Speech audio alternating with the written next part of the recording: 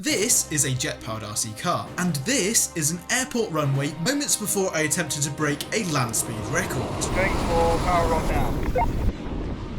At this airport in a remote corner of the UK, people gather a few times a year to drive their model cars as fast as they can. And for the past couple of months, I've been constructing, testing and perfecting a car of my own design to shake up the competition and hopefully get the record for the fastest remotely operated model car to be powered by a jet engine. I've actually been working on this project for over a year now, with the first version of the car from 2022 serving as a good learning platform to teach me how to build a bigger, twice as powerful and much more capable car. But what I didn't know back then was that this would become the most stressful, draining and heartbreaking project I would ever do. If you've watched the previous videos on my channel, you'll know that this car is powered by a rather large JetCat 220 engine, fixed to a strong aluminium chassis with a 3D printed nose and lots of electronic gizmos to make it all work. On its first shakedown at a local racetrack, it had performed brilliantly, being super stable thanks to its streamlined bodywork and large fins. On its first day, we got it to 70 miles an hour, but knew there was plenty more that this car had to offer. It had only been using a fraction of the available power and never even went full throttle. If we could get this car to a longer and wider piece of tarmac, it should be straightforward to hit the Guinness World Record target speed of 93.2 miles an hour, but with record breaking, nothing is ever that straightforward.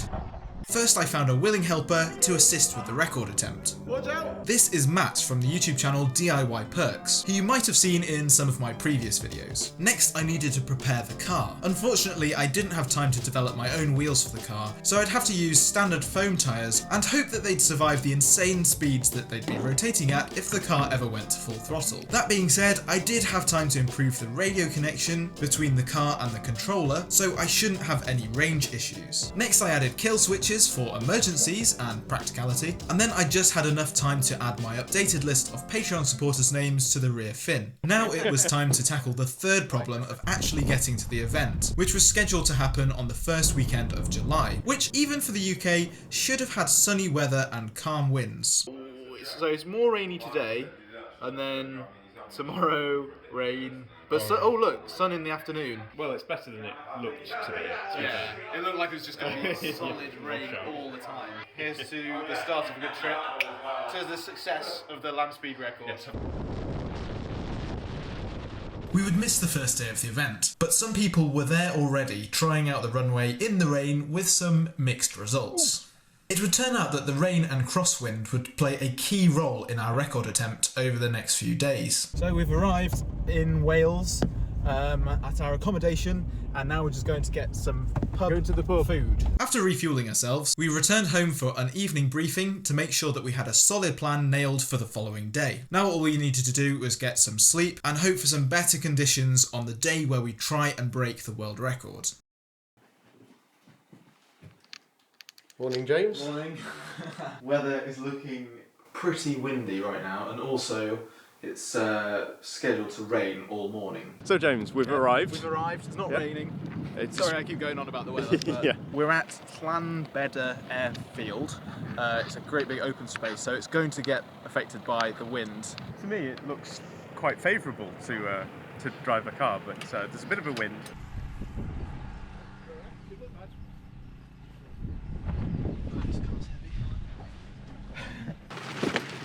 You got wet droplets all over your lens, by the way.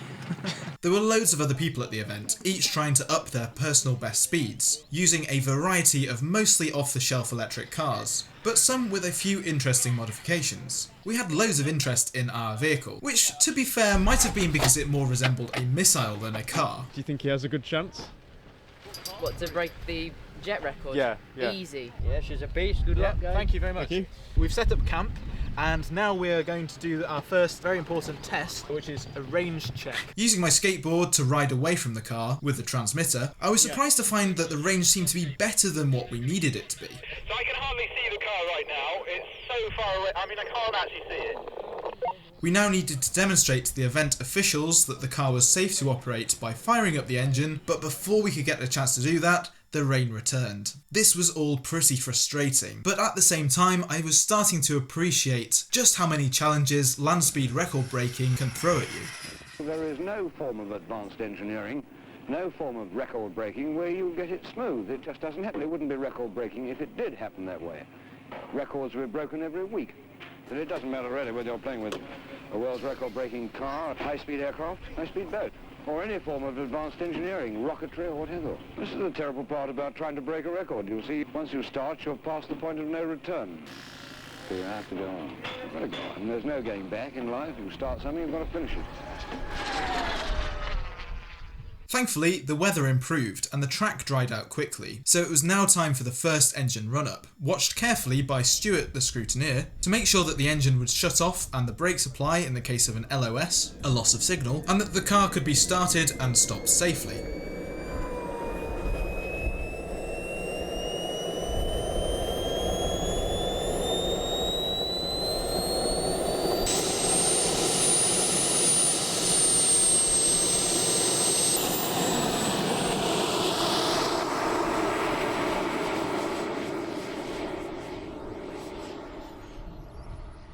Smooth. No, if you're just happy to run it up at your leisure, mate. Yeah, great. Okay, thanks. Hey, we've got a Well working done, car. well done, James. Yes, we're at the starting line now. Now all we have to do is set a world record. Good luck. Yeah, no, good luck to you. Yeah. I was confident in the car, so we decided it was worth having a crack at the record straight away, but it was all going to be down to my driving skills to bring it home in one piece. Patreons, sponsors, and all of my YouTube subscribers were hoping and expecting me to get a good result. But could I deliver it? Okay, going for power on. Start motor engaged. This jet car was complex to run, with a whole load of unknowns, and although proven up to 70 miles an hour, it was about to drive into uncharted territory.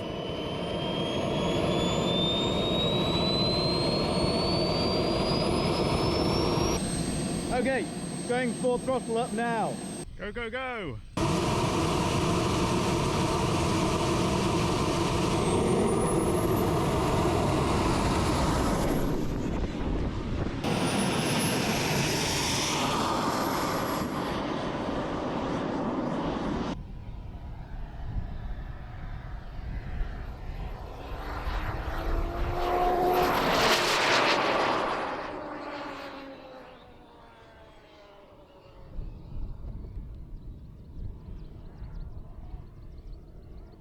Beautiful! Hey, got the record. Yeah. And just like that, we'd got the record. Cooling. Hey, 94. 94! We got it. 94! Yes. Well We got done! the world record. Hey, well done! Just about. Nice one, man. Yeah. You're buzzing. Oh my god. So glad that we've actually got that in the bag. Yeah. Now, what was next? During that run, I'd hardly touched the throttle, only initially giving it about 70% throttle for a couple of seconds just to get it moving, before easing off to safely guide it through the gates. We knew it would go faster, but the question now was how much faster? So we're getting ready for the very next run, and we're going to be using foam tyres this time because we're going to be pushing it up much higher than before. So these new tyres, they've just come out of the bag and they need balancing, so just borrowed a wheel balancer, and yeah, we're just getting them all ready. These are all balanced already, so I've just put a few, not that one, that was fine. This one's got a tiny bit of lead just here, and it's just stuck with adhesive onto it, like sticky tape adhesive. And yeah, that means that when you spin it, it doesn't have any heavy spots on it. Just need to make sure that we're doing all of this stuff while approaching high speeds, because yeah, as the speeds get higher, the revolutions get faster and the exploding tyres get more frequent.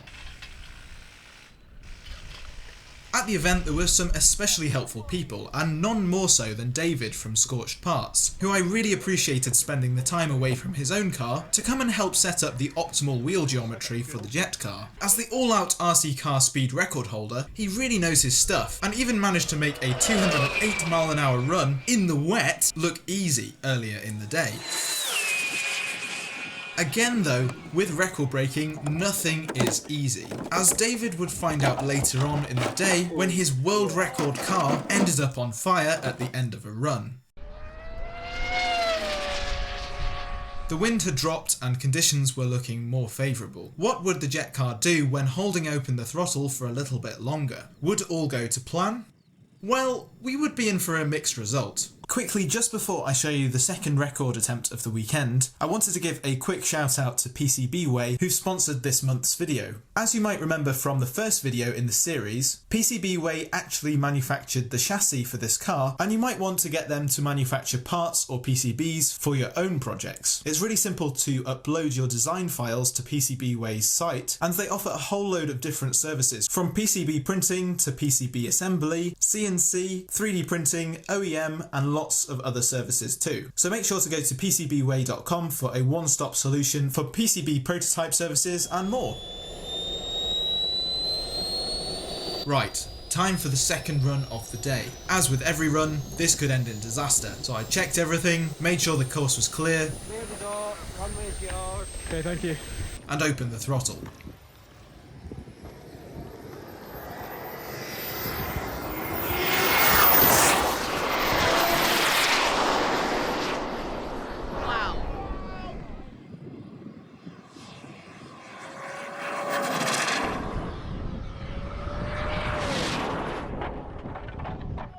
Oh! Nose cones off!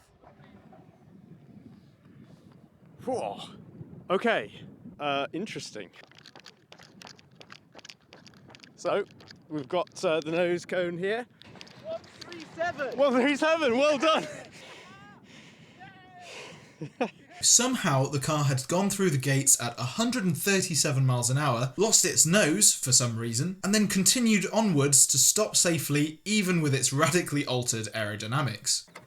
Yeah, not great. To understand why this had happened, we'd have to look at the footage. Unfortunately, we found out that this run wouldn't count as an official record, as the car needed to remain in one piece. Which was fair enough. It was nearing the end of day one on the airfield, and I had a big decision to make. Was it worth fixing the nose quickly and trying again, or should we definitely not do that, because that would be a terrible idea, and instead scrub the rest of the day and analyse the problem? I really didn't want to make a bad call that would endanger the car, as it was now working so well and had so much unknown potential. I'd still hardly given it any throttle, yet it had shot off from the starting line like a bullet and remained on rails for the duration of the run, going from 0 to 137 miles an hour in under 8 seconds. We decided it was sensible to return to base and analyse the problem in the morning, after a good rest, but not before celebrating our excellent results and first world record. With the weather that evening finally looking ideal, we could enjoy the moment and hope for calmer conditions the next day.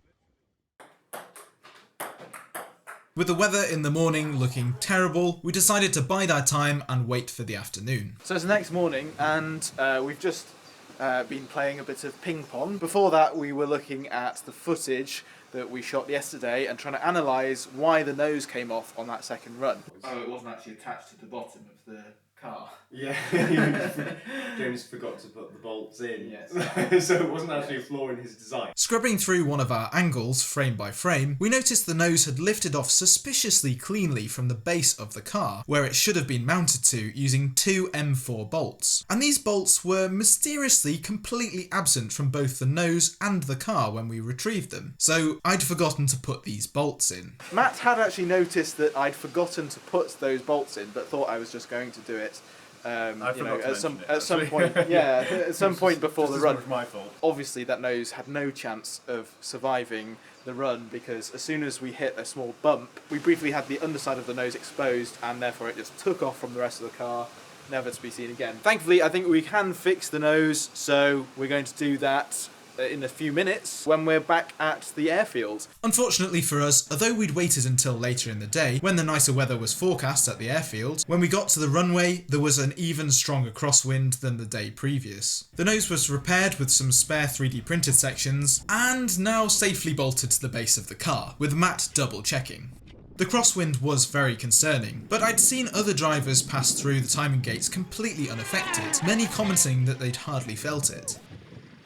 How are you feeling about this, hopefully fastest run so far? Well, yes, feeling okay. Looking forward to getting going and it feels nice that we now have a proven car that we can really push without worrying about too many unknowns. With a longer run up and more throttle all the way up to the gates, the jet car would clearly be capable of speeds far, far greater than the 137 miles an hour we'd seen the previous day. But I wanted to take it easy and have another attempt at a similar speed to run number 2, to officially nudge the record up from 94 miles an hour. So with that, I positioned the car in the same place, slightly back from the control tower, and then again, it all went quiet, and it was all down to me not to make a mess of it. With a car that I'd spent 3 months building, with a JetCat engine on board worth thousands of dollars, and with potentially thousands of people going to watch this on the internet, I felt a huge pressure. I just needed to keep it on the track. Thanks for throttle up now.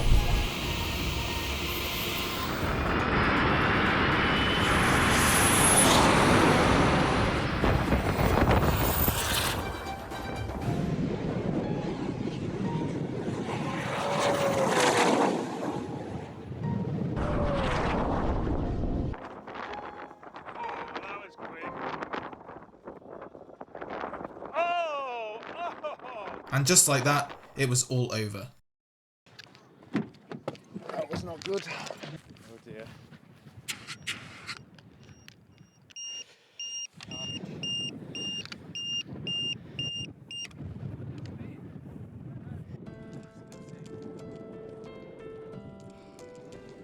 This was truly the most heartbreaking crash I'd ever experienced. Just as things were looking up and the car had looked set to achieve so much more, I'd made the wrong call, which resulted in the car being swept across the runway by the crosswinds and destroyed in seconds. The wind speed had been simply too high, and the flat face on the side of the car had acted like a sail, the wind pushing the car to the side of the track where it had hit a recessed drain cover, jumped into the air and catastrophically exploded upon landing. The engine had flown out of the car and been destroyed. He's still smiling.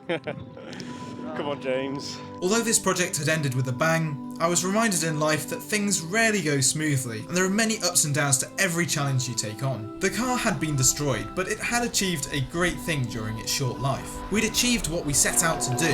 We'd got a world record, and I'd finally experienced some of what those great record breakers had experienced during their turbulent record attempts, albeit on a smaller scale. Yeah, we got to 94 point something miles an hour. Officially, that's a Guinness World Record. So we've done the biggest milestone of this project so far, and it's all going well. I'm really pleased. Thank you.